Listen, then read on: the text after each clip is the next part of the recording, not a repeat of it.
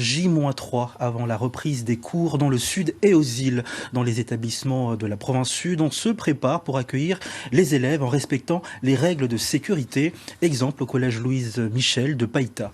Caroline Antich-Martin et Gaël Decheverry. Grand nettoyage post-confinement au collège Louise Michel de Païta. Dans 2 jours, le premier groupe d'élèves, soit 225 enfants, sera de retour et chacun s'active pour l'accueillir en toute sécurité. Ici, au réfectoire, ce sera lavage des mains obligatoire, sens de circulation, siège en quinconce et bien sûr, désinfection du mobilier. À chaque élève qui aura fini de manger, un agent nettoiera sa place, les chaises, la table pour que tout soit désinfecté avant que le prochain élève arrive pour manger.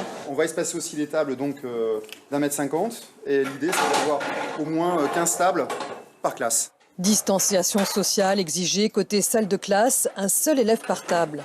Précaution supplémentaire, chaque groupe aura sa salle attitrée. Ce sont les enseignants en fait qui vont tourner d'une salle à l'autre. Voilà.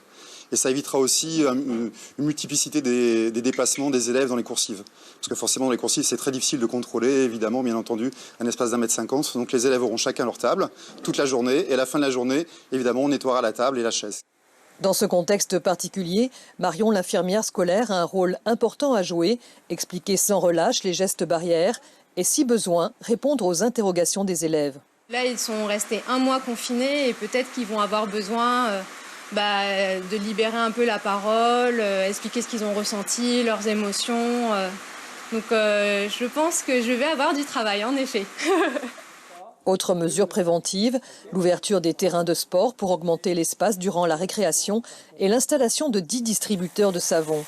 Rien n'est laissé au hasard pour assurer la sécurité des élèves et rassurer les parents. Seul inconnu, le comportement des enfants. Pour l'instant, je suis confiant.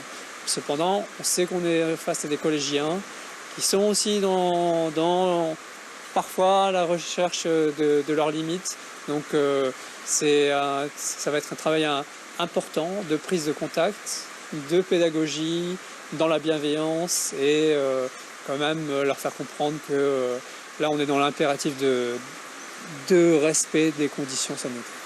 Sachant que la plupart de ces mesures sont transitoires, elles devraient prendre fin, en théorie, le 4 mai.